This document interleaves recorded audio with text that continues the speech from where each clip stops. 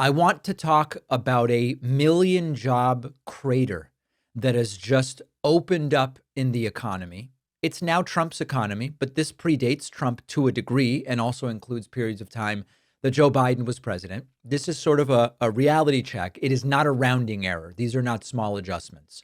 The Bureau of Labor Statistics has just revised job growth for the 12-month period through March.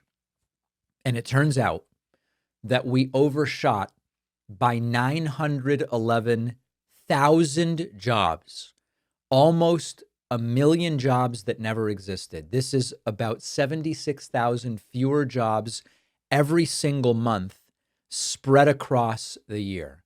The most recent trend is even worse, just 29,000 jobs a month over the last 3 months. As you know, August saw only 22,000 jobs created. June was revised down to a loss of 13,000 jobs. And economists are now saying overall, this is a jobs market in a standstill. This did not start under Donald Trump. The April of 2024 to March of 2025 period includes the end of the Biden presidency. But we have seen a deepening stall under Trump. Manufacturing, which Trump said he would bring back, has seen a loss of 78,000 jobs over the last year. Trump says the jobs are coming back in manufacturing. Actually, the jobs are going out. We also have the reality that the reason it's accelerating under Trump is making it worse. And as I've said before, a lot of the economy depends on global business cycles, one-off events, black swan type events, etc. But there are some things presidents can do to make it worse, and Trump's making it worse. The immigration crackdown, according to Morgan Stanley, right? This is not some liberal rag. Morgan Stanley economists say that the deportation fiasco is creating a problem in labor force growth. If you've got fewer workers, that means slower hiring, means lower output. It means businesses are less willing to expand. And Trump's response has really been to attack the messenger. We had that weak jobs report from August, and we now ended up with Trump firing the head of the Bureau of Labor Statistics within hours, replacing her with a Heritage Foundation loyalist who says Trump's doing so good, the tariffs are awesome, everything's awesome. Now, we have it. Job creation is not this black box shrouded in mystery. And, Trump wanted to create jobs. There are proven strategies that do work. A steady labor market benefits from stable policy, not whiplash, not tariffs that are on and then off, not immigration panic that leads to unreliable sources of employees. We need to grow the workforce. Infrastructure is a big part of it. Supporting small and medium businesses and education programs, training programs. They talk about what about the people that don't go to college? Well, yeah, we want to scale up trades as well, but they're not doing it.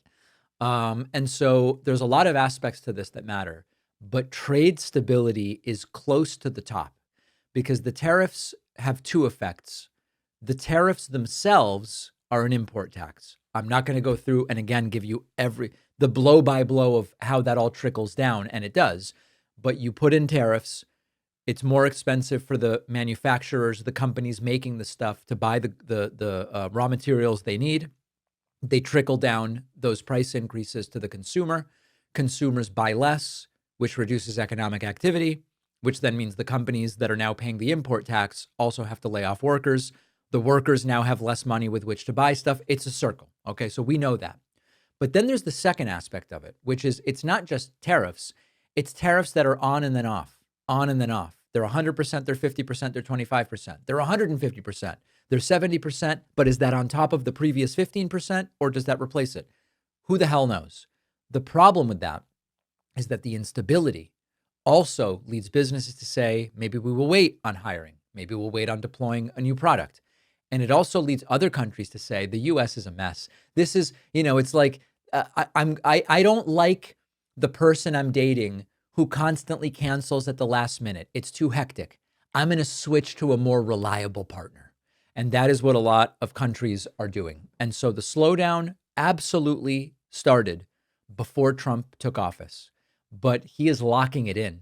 And the risk now is it turns into a deeper recession. So the idea of Trump as the peace president, well, that went out the window. The idea of Trump as the fixing trade president, that's gone out the window. But the idea of Trump as the jobs president is not matching the reality. And the longer this continues, the more difficult it's going to be to reverse. And I haven't even yet talked about the tax bill today. I've talked about it before, which is also playing a major role. Every time you Google your name, you will probably find dozens of sites that expose your personal information. This can include phone number, home address, family details. It's just sitting there waiting to be scraped or abused. Incogni is a privacy service. They go after these sites on your behalf.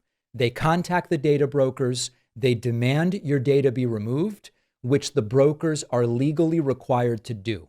Incogni will automatically remove your information from hundreds of the biggest and most notorious data broker sites, but you're not just limited to those. You can use Incogni's custom removal if you find your info on a website outside of Incogni's default list. The team at Incogni will work to get that information removed. This is how you protect yourself and your family from identity theft, financial scams, harassment, even AI-powered profiling by ad companies. And Incogni's data removal process is the only one verified independently by Deloitte. This gives them a unique level of credibility.